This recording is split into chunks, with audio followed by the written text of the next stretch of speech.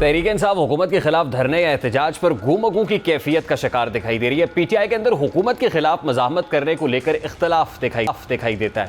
तहरीक-ए-इंसाफ के रहनुमा हमाद अजहर कहते हैं कि अडयाला जेल के बाहर सितंबर में धरना दिया जाएगा। हमाद अजहर साहब गुज़श्ता रोज़ रूपोशी ख़त्म करते हुए जब मंजर आम पर आए सवाबी जलसे से खिताब कर रहे थे, क्या कहते हैं उसकी एक झलक सबसे पहले आपको दिखाते हैं। सितंबर का महीना, अगर बेगुनाह इमरान खान को ना छोड़ा गया, पंजाब वालों अडयाला लॉन्ग मार्च के लिए तैयार हो। कानून और आइन का दामन नहीं छोड़ा, हालांकि कानून, आइन और जमहूरी रवायात को रोंदा गया हमें दबाने के लिए, पाकिस्तानी कौम को दबाने के लिए, लेकिन हमने कानून और आइन का दामन नहीं छोड़ा। मैं सरबराही करूंगा, गिरफ्तारी देनी पड़ी तो गिरफ्तारी दूंगा और इंशाअल्लाह सितंबर में लॉन्ग मार्च करेंगे। अब जाहिर है तहरीक इंसाफ अब तक बानी पीटीआई की रिहाई के लिए कोई खातिर खा इकदाम नहीं उठा सकी, या वो एजिटेशन नहीं बना सकी, या मोमेंटम बिल्डअप नहीं हो सका। यही वजह है कि हमाद अजहर अडयाला जेल के बाहर एहतजाज का ऐलान करके हुकूमती हलकों पर दबाव डालने की कोशिश कर रहे हैं कि बानी पीटीआई को जेल से रिहा किया जाए। लेकिन दूसरी जानिब असद कैसर ने हमाद अजहर के बयान से इजहार लाताल्लुकी करते हुए कहा है कि हमाद अजहर का अडयाला जेल के बाहर एहतजाज का जाती बयानिया हो सकता है, पार्टी का इस हवाले से कोई ताल्लुक। अब इस वक्त बज़ाहिर ऐसा महसूस हो रहा है कि पार्टी के अंदर मज़ामत और मफामत का बयानिए का टकराव है। सवाल तो वज़ीर आला खैबर पख्तूनख्वा अली अमीन गंडापुर पर भी अंदर से उठाए जा रहे हैं और पार्टी में उनके किरदार को मशकूक अंदाज में देखा भी जा रहा है। खैबर पख्तूनख्वा में बैड गवर्नेंस की शिकायतें हैं। सूबाई वज़रा बानी पीटीआई को ये शिकायतें लगा भी चुके हैं और वाकिफ़ान हाल बताने के लिए अमीन गंडापुर से भी बानी पीटीआई को खास खुशी। और आज भी जो खास तौर पर सूबाई कैबिनेट का इजलास हुआ, उसमें रिपोर्टेडली अली अमीन गंडापुर और सूबाई वज़ीर सेहत और फिर अली अमीन गंडापुर और सूबाई वज़ीर मवासलात शकील खान के माबैन अच्छी खासी बहस व तकरार हुई है और ख़ासी गर्मा गर्मी हुई, हत्ता कि रिपोर्टेडली तो इसमें हाथ उठाने तक की खबरें भी हैं। अली अमीन गंडापुर साहब ने क्या कहा कल, ज़रा वो भी आपको दिखा। हमारा इस्लामाबाद में जलसा था, इस्लामाबाद मेरा भी दारुल खिलाफा है, इस सूबे का जिसका मैंडेट इस अवाम ने दिया, इस अवाम की हुकूमत है, उसका भी दारुल खिलाफा है। अब किसी का बाप भी हमारी एनओसी कैंसिल नहीं करेगा कि अगस्त के आखिरी हफ्ते कि हमारा इस्लामाबाद में जलसा होगा, जहां हमारी मर्जी है वहां पे होगा।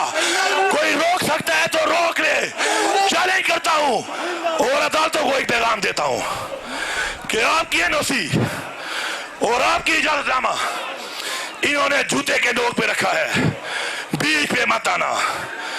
दमादम इस वक्त पाकिस्तान तहरीक इंसाफ के रहनुमा शौकत बसर साहब ने ज्वाइन किया है। अस्सलाम वालेकुम बसर साहब, बहुत बहुत शुक्रिया आपके वक्त के लिए। शौकत बसर साहब, कल हमाद अजहर साहब ने कहा कि अडयाला की जानिब मार्च होगा, सितंबर के आखिरी हफ्ते में होगा। अली अमीन गंडापुर साहब ने कहा कि केपी वाले आप तैयार रहो, वफाकी दारुल हुकूमत इस्लामाबाद पे चढ़ाई करेंगे, दमादम मस्त कलंदर होगा। तो असल में कंसेंसस है क्या होगा? मार्च होगा, धरना होगा, कब होगा, कहाँ होगा, कैसे होगा? शौकत बसरा साहब। देखिए जी, इमरान खान बेगुनाह आज 1 साल उनको हो गया है जेल में और तमाम के तमाम उनके खिलाफ झूठे और फ्रॉड फेक केसेस हैं। जब खुद राना सनाउल्लाह उनके तमाम वज़रा ये कहना शुरू कर दें कि हमने हुकूमत अगर 5 साल पूरे करनी है तो हमने हर तरीके से इमरान खान को अंदर रखना है, हाँ हमें कोई भी केस डालना पड़े, हम इमरान खान को जेल से बाहर नहीं आने देंगे। जहां तक आपने कहा कन्फ्यूजन, किसी किस्म का कोई कन्फ्यूजन नहीं है। अब अल्टीमेटली पार्टी ये डिसीजन कर रही है और मैं आपको डेट भी बता देता हूं कि 15 सितंबर, रेहान भाई दोबारा नोट करें, 15 सितंबर तक नोटेड सर, अगर इमरान खान को अडयाला जेल से रिहा न किया गया, पूरा पाकिस्तान, पूरी कौम अडयाला जेल के बाहर धरना देगी, पुरअमन धरना होगा। उस वक्त तक वहां बैठे रहेंगे जब तक इमरान खान रिहा नहीं होंगे। कोई कंफ्यूजन नहीं है। और ये 15 सितंबर की जो डेडलाइन है बसरा साहब, ये क्यों है? कोई केस 15 सितंबर को लगा हुआ है क्योंकि 190 मिलियन पाउंड केस का ट्रायल अभी जारी है, कुछ और केसेस की 9 मई के मुकदमात है, इमरान खान साहब अंदर है। ये 15 सितंबर की तारीख क्यों है? 15 सितंबर को क्या हो रहा है? आपने 190 मिलियन का कहा, वैसे तो इमरान खान साहब पर 70 साल की उम्र में एक भी मुकदमा नहीं था। उसके बाद 200 मुकदमा दर्ज हो गए, जिसमें दहशतगर्द, गद्दार, करप्ट, और फिर हद हो गई कि इस हद तक हमारे सियासी मुखालिफ जब माओ बहनों बेटियों तक पहुंच जाए तो समझे वो अमली तौर पर अपनी शिकस्त तस्लीम कर चुके होते हैं। इद्दत में निकाह वाला केस कर दिया। 15 सितंबर की डेडलाइन हम ये इसलिए दे रहे हैं कि हमने जाहिर तैयारी करनी है, हमने हर तरह पे इसको यूनियन काउंसिल लेवल तक हमने चीजों को मैनेज करना है। और अमली तौर पर पंजाब जो है, जाहिर है अडयाला जेल पंजाब में आती है, पंजाब में हम अपनी सफबंदी करेंगे। जैसे आपने पंजाब के सदर हमाद अजहर का शॉट सुनाया, हम पूरे पाकिस्तान से जो काफिले हैं, अभी आप देखिए कि कल जो कुछ सवाबी के अंदर हुआ, इसके बावजूद जलसा सवाबी में था, पंजाब में हमारे घरों पर रेड किए गए, हमारे ऊपर FIR दर्ज हुई, हमें रोका गया। लेकिन जब इंशाल्लाह ये कॉल फाइनल होगी, और मैं जो कह रहा हूं इसको वो तमाम लोग जो इस वक्त जुल्म जबर और ज्यादती कर रहे हैं, झूठे मुकदमे दर्ज कर रहे हैं। बस साहब देखिए, ये अडयाला जेल के बाहर लॉन्ग मार्च के मामले पर जो हमाद अजहर साहब ने कहा, उससे तो असद कैसर साहब ने डिनाई कर दिया और इससे इजहार लाताल्लुकी किया है कि ये उनका जाती बयान है, पार्टी का इससे कोई ताल्लुक नहीं है, नंबर 1। दूसरी बात ये कि अली अमीन गंडापुर बारहा कह चुके हैं कि इस्लामाबाद पर चढ़ाई करेंगे, KP वालों तैयार रहो, इस तरह की बढ़के हम बहुत सुन चुके हैं। आपका प्रॉब्लम वफाकी हुकूमत के साथ है या पंजाब हुकूमत के साथ है? पाकिस्तान तहरीक इंसाफ का मैच या कॉन्टेस्ट अगर कहिए कि मैदान अगर कोई है तो वो पंजाब का मैदान है। आप जल से स्वाबी में कर रहे हैं, अभी तक जितने पावर शोज आपने किए वो KP के अंदर किए हैं, तो क्या अपनी ही हुकूमत पर दबाव बढ़ा रहे हैं आप? क्योंकि यहाँ पर पंजाब वालों के ऊपर तो दबाव बढ़ता हुआ नजर नहीं आ रहा सर आपके। What difference does it make? पहली बात तो यह है, असद कैसर साहब हों, अली अमीन गंडापुर साहब हों, उनके अल्फाज तो ऊपर नीचे आगे पीछे हो सकते हैं, जाहिर है एक फाइनल कंसल्टेशन होनी है, लेकिन कल उसका अमली तौर पर ऐलान कर दिया गया है। आप आने वाले दिनों में देखेंगे कि ये जो हम बात कर रहे हैं इसको अमली तौर पर आप होता देखेंगे। और पूरी जमात मुत्तहिद है, पूरी जमात इकट्ठी है, और हम अमली तौर पर जलसा, जुलूस, लॉन्ग मार्च धरने के लिए तैयार हैं। दूसरी बात देखिए, इस वक्त पंजाब में तो अमली तौर पर मार्शल लॉ लगा हुआ है। बिल्कुल हालात ऐसे हैं कि जाहिर है कि ये नाकाम हुकूमत है, फार्म 47 की पैदावार है, इनको पता है अवाम में हमारी जड़ें नहीं है। रेहान भाई, आप भी पंजाब में रहते हैं, मुझे बताइए कि हम पाकिस्तान का झंडा लेकर नहीं निकल सकते, हम गद्दार और दहशतगर्द डिक्लेयर हो जाते हैं। अभी साहब वैसे ऐसा तो नहीं है। अभी तो मैं अभी जहां से मैं आ रहा हूँ, रास्ते में 14 अगस्त के बहुत सारे स्टॉल्स देख के आया हूँ जहां पर पाकिस्तान के झंडे लहरा रहे हैं। बस साहब इतने भी हालात खराब नहीं सर पंजाब के। रेहान भाई पिंडी यहाँ पर जमात इस्लामी ने धरना दिया हुआ, हमने ऐलान किया कि हम उनके साथ हैं इस इशू के ऊपर जो महंगाई और बेरोजगारी है। हमारा वफद वहां पर शमूलियत के लिए गया, अलामती तौर पर हमारे शेख शाहीन साहब जैसे अभी वो स्टेज पे तकरीर कर रहे थे तो नीचे पुलिस के नाके लगे हुए थे, वो मोटरसाइकिल पे वहां से गए। पाकिस्तान के झंडे अगर उनको ये पता चल जाए कि ये तहरीक इंसाफ के कारकुन उठा के फिर रहे हैं, उन सबको जेलों में बंद कर देंगे। बस साहब देखे तब्दीली लाने के लिए तो सर कता कलामी के लिए माजरत, तब्दीली लाने के लिए तो निकलना पड़ता है, और वहां पे बावजूद इसके कि जितनी मर्जी घुटन हो, वहां पर जो मर्जी हो रहा हो, निकल। आपने देखा नहीं बांग्लादेश में क्या हुआ है सर?